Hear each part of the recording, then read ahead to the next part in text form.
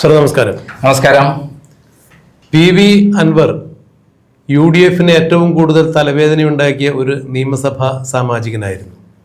നിലമ്പൂരിൽ നിന്നും ഇടതുപക്ഷത്തിൻ്റെ സ്വതന്ത്ര സ്ഥാനാർത്ഥിയായി മത്സരിച്ച് വിജയിച്ച് പിണറായി വിജയൻ്റെ വിശ്വസ്തൻ എന്ന് ഒരു കാലത്ത് അറിയപ്പെട്ടിരുന്ന PV അൻവർ.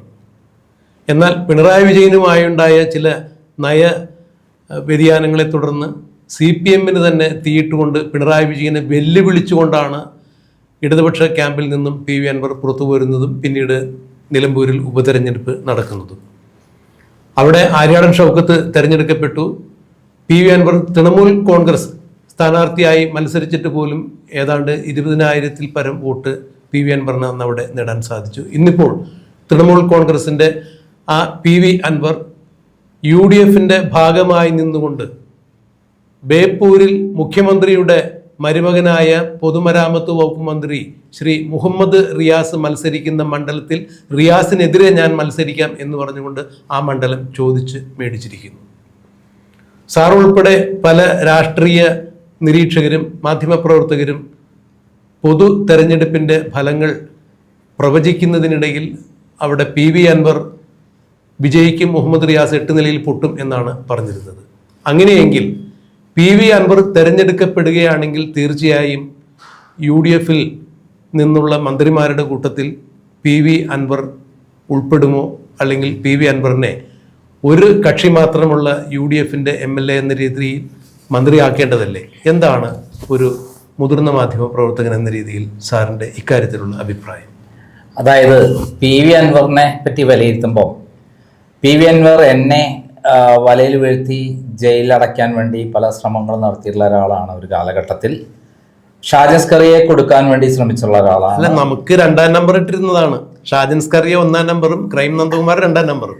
1ാം നമ്പറും 2ാം നമ്പറായിട്ട് ഇതൊക്കെ ചെയ്തത് പിണറായി വിജയന് വേണ്ടിയിട്ടായിരുന്നു, അല്ലെങ്കിൽ ആയിരുന്നു എന്നുള്ളതാണ് സത്യം. എന്നോട് പ്രത്യേകമായി വിരോധം ഉണ്ടാവേണ്ട ആവശ്യം ആർക്കില്ല, PV അൻവറിന് ഉണ്ടാവേണ്ട ആവശ്യമില്ല. അതേപോലെ ഷാജൻ സ്കറിയോട് പ്രത്യേക വിരോധം ഉണ്ടാവേണ്ട ആവശ്യം ഉണ്ടായിരുന്നില്ല. പക്ഷെ ഷാജൻ സ്കറി അദ്ദേഹത്തിനെ ശരിക്കും ഫൈറ്റ് ചെയ്തിട്ടുണ്ട്. അദ്ദേഹത്തിനെതിരെയുള്ള ധാരാളം വാർത്തകൾ ചെയ്തതിനാൽ തടയാണ നിർമ്മിച്ചതും ഒരു മനാഫിന്റെ കൊലപാതകവും തുടങ്ങിയ ഞാനും ചെയ്തിട്ടുണ്ട്. അപ്പോൾ അങ്ങനെയുള്ള PV അൻവർ ഒരു ഘട്ടത്തിലെത്തുമ്പോൾ നമ്മളെല്ലാവരും ഏറ്റവും അധികം ഫൈറ്റ് ചെയ്തുന്ന ഒരാളാണ് P ശശി. P ശശിക്കെതിരെ വലിയ ഫൈറ്റുമായിട്ടാണ് രംഗത്തിറങ്ങിയത്. അതായത് ഈ സ്വർണ്ണക്കള്ളക്കടത്തുമായി ബന്ധപ്പെട്ടും സ്വർണം പൊട്ടിക്കൽ ടീമുമായിട്ട്, അതായത് ഈ സ്വർണം വിദേശത്ത് നിന്ന് കടത്തിക്കൊണ്ടുവരുന്നവരെ അവരെ പുറത്ത് വേട്ടയാടുന്ന ടീമുണ്ട്. അവരെക്കുറിച്ചും അതിലുള്ള പോലീസ് ഉദ്യോഗസ്ഥന്മാരെ കുറിച്ചുമുള്ള കൃത്യമായ വിവരങ്ങളും അതിൽ P ശശിയുടെ പങ്കാളിത്തത്തെക്കുറിച്ചും ഉള്ള കൃത്യമായ വിവരങ്ങൾ അടക്കമാണ് പിന്നീട് അദ്ദേഹത്തെ കണ്ടത്. അദ്ദേഹവും P ശശിയുമായിട്ടുള്ള പോരാട്ടമാണ് പിന്നീട് നേരിട്ട് കണ്ടത്. ആ പോരാട്ടത്തിൽ എന്തായാലും ക്രൈമും പങ്കുചേർന്നിരുന്നു. കാരണം P ശശി കേരളം കണ്ട ഏറ്റവും വലിയ ഒരു അധോലോക മാഫിയ കിങ് ആണ് എന്നുള്ള കാര്യം ക്രൈമാണ് ആദ്യം പുറത്തു കൊണ്ടുവന്നത്. അതിപ്പോഴല്ല, EK നായരുടെ മകനെ ഒരു വിതുര പെൺവാണിഭ്യത്തിൽ കള്ളക്കേസിൽ കുടുക്കി, എന്നിട്ട് അത് വെച്ചിട്ട് ഇല്ലാത്തൊരു കള്ളക്കേസിൽ കുടുക്കി ആ രൂപസാദൃശ്യമുള്ള ആൾ EK നായരുടെ മകനാണെന്ന് പറഞ്ഞ് P ശശി അദ്ദേഹത്തെ ബ്ലാക്ക്മെയിൽ ചെയ്യുകയും മുഖ്യമന്ത്രി ആയി സ്വയം ചമയുകയും മുഖ്യമന്ത്രിയുടെ ഓഫീസിൽ കംപ്ലീറ്റ് ഉത്തരവാദിത്തം ഏറ്റെടുക്കുകയും അങ്ങനെ ഡ്യൂപ്ലിക്കേറ്റ് മുഖ്യമന്ത്രിയായി പ്രവർത്തിക്കുകയും ചെയ്തിട്ടുള്ള ഒരാളാണ് P ശശി. 1996, 2001 കാലഘട്ടത്തിൽ മുഖ്യമന്ത്രിയുടെ ഓഫീസിൽ വ്യഭിചാരശാലിയാക്കി എന്നുള്ള ആരോപണം ഞാൻ കൊണ്ടുവരുന്നത് അദ്ദേഹത്തിൻ്റെ ഓഫീസിൽ വന്ന ചില വനിതാ നേതാക്കന്മാരുടെയും അതേപോലെ വനിതാ പോലീസ് ഉദ്യോഗസ്ഥന്മാരുടെയും എല്ലാ ചില അനുഭവങ്ങളിൽ നിന്നാണ്. ഇത് അറിഞ്ഞിട്ട് ആ ഓഫീസിൽ രഹസ്യ ക്യാമറ വെച്ചിട്ട് ഇതെല്ലാം പകർത്തുകയും അതിൻ്റെ വീഡിയോകളെല്ലാം കാസറ്റുകളെല്ലാം എൻ്റെ കൈവശം ഉണ്ടായിരുന്നു. അങ്ങനെ 1999 അർദ്ധരാത്രി എന്നെ കള്ളക്കേസിൽ കുടുക്കി അറസ്റ്റ് ചെയ്ത് എൻ്റെ ഓഫീസ് അർദ്ധരാത്രി 1 മണിക്ക് റെയ്ഡ് ചെയ്ത് ഇത്തരം ഈ സാധനങ്ങളൊക്കെ കടത്തിക്കൊണ്ടുപോയി. അതാണ് P ശശിയുടെ ചരിത്രം. ആ P ശശിയുമായിട്ട് ഏറ്റുമുട്ടുമ്പോൾ തീർച്ചയായും നമുക്കും താല്പര്യമുള്ള കാര്യമാണ്. അങ്ങനെയാണ് PV അൻവറിനെ സപ്പോർട്ട് ചെയ്യുന്നത്. എനിക്കെതിരെ എന്തു പറഞ്ഞു എന്നുള്ളതല്ല, അതിൽക്കാട് പൊതുശത്രുവായ കേരളം കണ്ട ഏറ്റവും വലിയ ഭീകരനായ P ശശി എന്ന് പറയുന്ന നരാധമനെ ഈ രാഷ്ട്രീയത്തിൽ നിന്ന് ഓട്ടിക്കേണ്ട ഉത്തരവാദിത്വം നമുക്ക് എല്ലാവർക്കും ഉണ്ട്. അതിലേക്ക് ആദ്യം രംഗപ്രവേശം ചെയ്ത പിണറായി വിജയൻ, പിന്നെ PV അൻവർ പിന്നെ കണ്ടത് മരുമോനിസത്തെ കുറിച്ചുള്ള പോരാട്ടമാണ്. മരുമോനിസം എന്ന് പറയുന്നത് പിണറായി വിജയന്റെ മരുമകനെ കുടുംബവാഴ്ചയുടെ ഭാഗമായിട്ട് മുഖ്യമന്ത്രിയാക്കുകയും മകളെ കല്യാണം കഴിപ്പിക്കുകയും അങ്ങനെ അത്തരത്തിലുള്ള പിണറായി വിജയന്റെ യഥാർത്ഥ മുഖംമൂടി പിച്ചി ചിന്തുന്നതാണ് നമ്മൾ കണ്ടത്. പിണറായിസം എന്ന് ആദ്യം പേരിട്ട് ആ ഇതിനെ വിളിച്ചത് ആരാണ്? ഷാജിസ്കറിയാണ്. ആ ഷാജിസ്കറിയ ഉയർത്തിയ പിണറായിസം ഏറ്റെടുത്തുകൊണ്ട് PV അൻവർ വളരെ മുന്നോട്ട് പോയി. ആ പോരാട്ടത്തിൽ ആദ്യം VD സതീശൻ കൈ കൊടുത്തിരുന്നില്ല. നിലമ്പൂരിൽ അദ്ദേഹം രാജിവെക്കുകയും ഉപതെരഞ്ഞെടുപ്പ് പ്രഖ്യാപിക്കുകയും ചെയ്തപ്പോൾ VD സതീശൻ കൈ കൊടുക്കാതെ ആരെയും സഹായം വേണ്ട, UDFന്റെ ഒറ്റയ്ക്കുള്ള പോരാട്ടം കൊണ്ട് വിജയിക്കും എന്നുള്ള ആത്മവിശ്വാസം പ്രകടിപ്പിക്കുകയും അങ്ങനെ PV അൻവർ നിലമ്പൂരിൽ മത്സരിക്കുകയും ചെയ്തു. ആ മത്സരത്തിൽ 12,000-ഓളം വോട്ടിന് UDF വിജയിക്കേണ്ട, ആര്യാടൻ ഷൗക്കത്ത് വിജയിക്കുകയുണ്ടായി. PV അൻവർ പറഞ്ഞ ജോയിനെ സ്ഥാനാർത്ഥിയാക്കിയാൽ 30,000 വോട്ടിന് ജയിപ്പിക്കുമെന്നായിരുന്നു അദ്ദേഹം പറഞ്ഞത്. അത് സത്യത്തിൽ ശരിയായിരുന്നു. രണ്ടുപേരും കൂടെയുള്ള PV അൻവറിനെ പിടിച്ച 20,000 12,000 കൂടി കൂട്ടിയ 32,000 വോട്ടിന് അവിടെ കൃത്യമായിട്ട് അവിടെ ഭൂരിപക്ഷം കിട്ടുമായിരുന്നു. അത് കൃത്യമായി മനസ്സിലാക്കിക്കൊണ്ട് തന്നെയാണ് VD സതീശൻ രാഷ്ട്രീയ തന്ത്രത്തിന്റെ ഭാഗമായിട്ട് മരുമോനെ കെട്ടുകെട്ടിക്കാൻ, അതായത് റിയാസിനെ കെട്ടുകെട്ടിക്കാൻ ആരെ ഇറക്കുന്നത്? PV അൻവറിനായിട്ട് കൈകോർക്കുന്നത്. PV അൻവറിന് ബേപ്പൂർ സീറ്റ് കൊടുക്കുകയും ബേപ്പൂർ സീറ്റിൽ കൃത്യമായിട്ടുള്ള ഒരു സ്ട്രാറ്റജി കൊണ്ടുവരികയും PV അൻവർ വഴിയുള്ള ഒരു കോർഡിനേഷൻ, അതായത് UDF LDFനെതിരെയുള്ള വലിയൊരു വിങ് തന്നെ മലപ്പുറത്തും പാലക്കാടും കോഴിക്കോടും ആയിട്ട് വയനാടുമായിട്ട് ഈ PV അൻവറിനുണ്ടായിരുന്നു.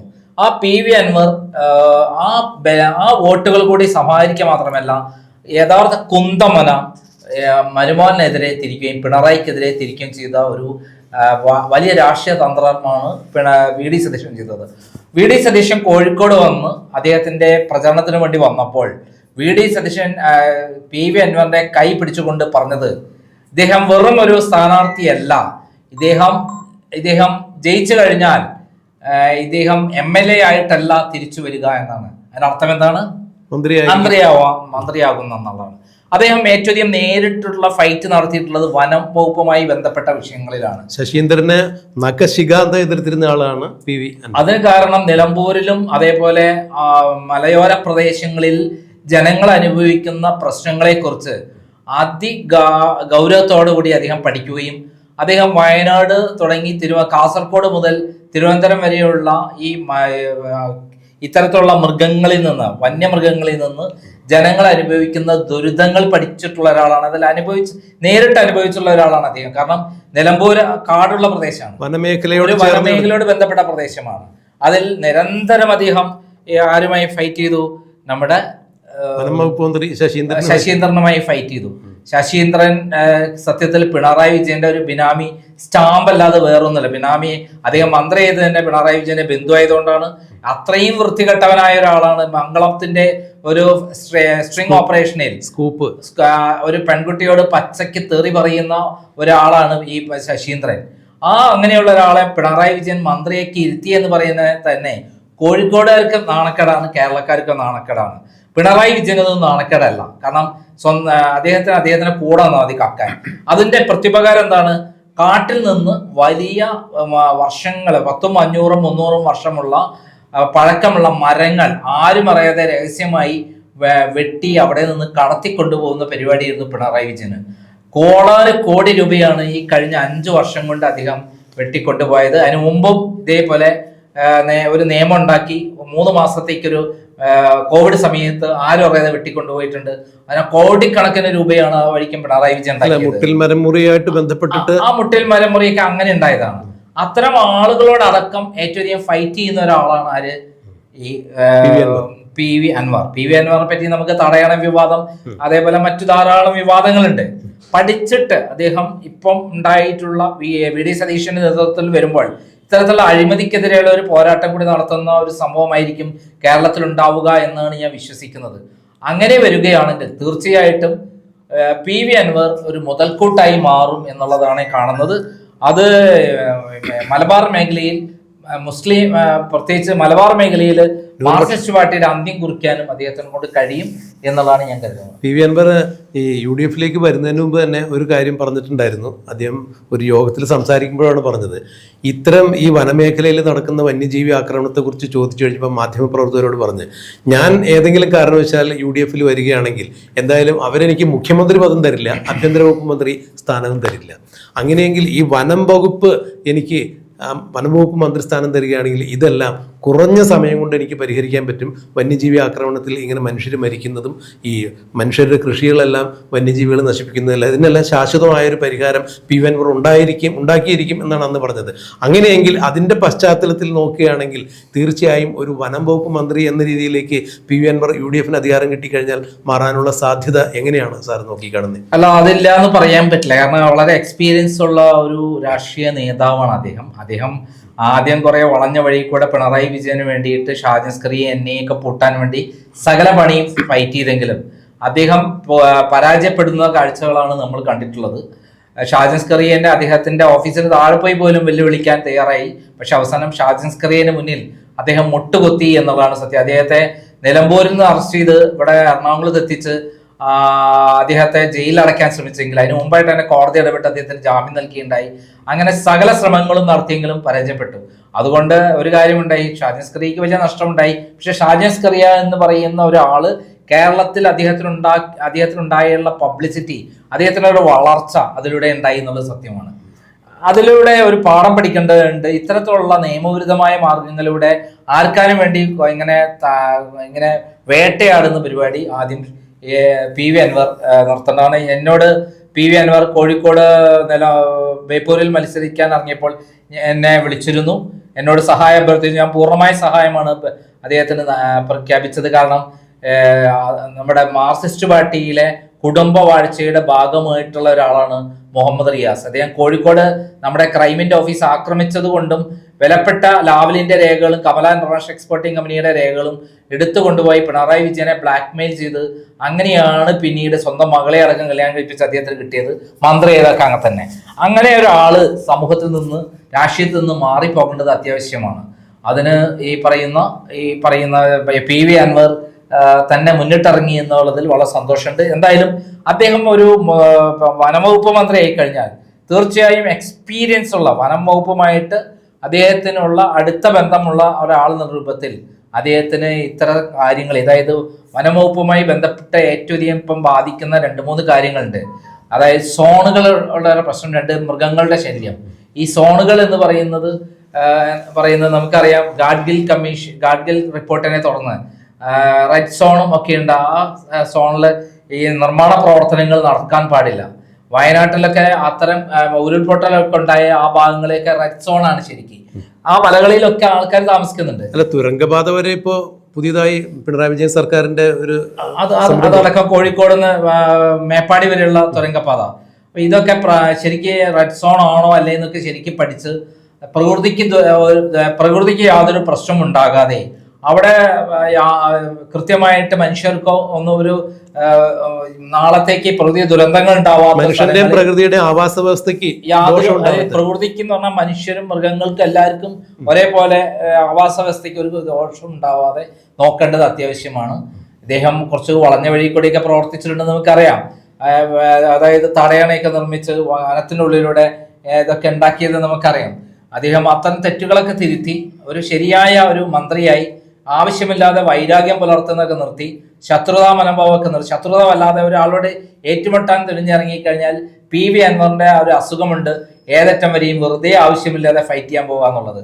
ഷാജൻ സ്കറിയോടെ ആയിക്കോട്ടെ, എന്നോടായിക്കോട്ടെ, അതൊക്കെ ഫൈറ്റ് ചെയ്യാൻ വന്നത്. അല്ല സാർ, നമ്മള് ഇപ്പൊ ആരെ കുറിച്ചായാലും ഒരു വാർത്ത ചെയ്യുന്നത് വ്യക്തിവൈരാഗ്യം കൊണ്ടല്ലോ, ഒരു വിഷയാധിഷ്ഠിതമായിട്ടാണല്ലോ വാർത്ത ചെയ്യുന്നത്. പിണറായി വിജയൻ ആണെങ്കിൽ പോലും എനിക്കിപ്പം അദ്ദേഹം വന്ന് നാളെ പറയുന്നത് എന്തോ പറയാം, എന്റെ ഭാഗം കേൾക്കണം എന്നാണ്, ഞാൻ അത് കൊടുക്കും.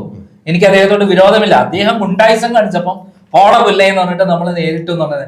ഇന്നത്തെ കാലത്ത് ആരെങ്കിലും പിണറായി വിജയൻ വലിയ മാർക്സിസ്റ്റ് പാർട്ടിയുടെ സെക്രട്ടറി എന്നൊക്കെ പറഞ്ഞാൽ ആരെങ്കിലും വില വെക്കും? ഞാൻ വില വെച്ചിട്ടുണ്ടോ? ഇല്ലല്ലോ. നമ്മളിപ്പോ ആരോടെങ്കിലും പണം അദ്ദേഹത്തോടുള്ള വിരോധമല്ല. അദ്ദേഹം തന്നെ പറഞ്ഞിട്ടുണ്ട്, ഈ രേഖകൾ ആരാണ് തന്നത് ചോദിച്ചു. രേഖകൾ ആരാ തന്നത് പറഞ്ഞാൽ രേഖകൾ സത്യമായതുകൊണ്ടാണല്ലോ ചോദിച്ചത്. അത് ആരാന്ന് പറഞ്ഞാൽ മതി, അദ്ദേഹത്തിന് എന്നോട് വിരോധമില്ല എന്ന് ഈ പറഞ്ഞാണ്. രഹസ്യങ്ങളൊക്കെ എങ്ങനെ ആര് വഴി എത്തി എന്നുള്ളതാണ്. ഈ ബാലാനന്ദനാണ് എനിക്ക് അന്ന് പറയാൻ പറ്റില്ലായിരുന്നു ലാവലിന്റെ രേഖകൾ തന്നു. പിന്നീട് ഞാൻ പറഞ്ഞു പറയാൻ അദ്ദേഹം മരിച്ച ശേഷം വേറെ, പക്ഷെ അദ്ദേഹത്തിന്റെ ഭാര്യയോട് അദ്ദേഹം പങ്ക് വീട്ടി, ആ സെക്രട്ടേറിയറ്റ് മീറ്റിൽ നിന്ന് ഇറക്കി വിട്ടു. അതൊക്കെ നമുക്കറിയാവുന്ന, അവർ കരഞ്ഞുകൊണ്ട് ഇറങ്ങിപ്പോയത് രംഗങ്ങളൊക്കെ കേരളത്തിലെ ജനത കണ്ടതാണ്. ഈ സരോജിനി ബാലാനന്ദനെതിരെ ഉണ്ടായിട്ടുള്ള അധിക്ഷേപങ്ങളൊക്കെ നമ്മൾ കണ്ടാണ്.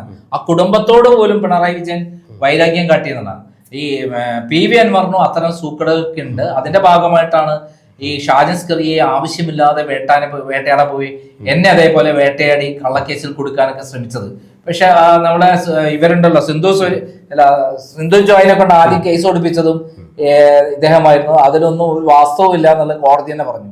അപ്പൊ ശരിയായ സംഭവങ്ങളെ വേട്ടയാടി, ഞാനൊരു കള്ളം ചെയ്താൽ അതിനെതിരെ പറയാനുള്ള അദ്ദേഹത്തിന് അവകാശം. പക്ഷെ കള്ളക്കേസ് എടുപ്പിച്ച് നിരന്തരം വേട്ടയാടുന്ന പരിപാടിക്ക് നിർത്തണം. ഇത് അദ്ദേഹം ചെയ്യുന്നത് ജനങ്ങൾക്ക് വേണ്ടി പോരാടുക എന്നുള്ളതാണ്. എന്തായാലും UDFന് ഭരണസമിതി കിട്ടുകയാണെങ്കിൽ PV അൻവറിന് മന്ത്രി സ്ഥാനത്തിന് അദ്ദേഹം സർവ്വതാ യോഗ്യം തന്നെയാണ്. അങ്ങനെയാണെങ്കിൽ എന്തായിരിക്കും എന്നുള്ളത് നമുക്ക് കൂടുതൽ പ്രവർത്തനങ്ങൾ കണ്ടറിയാം.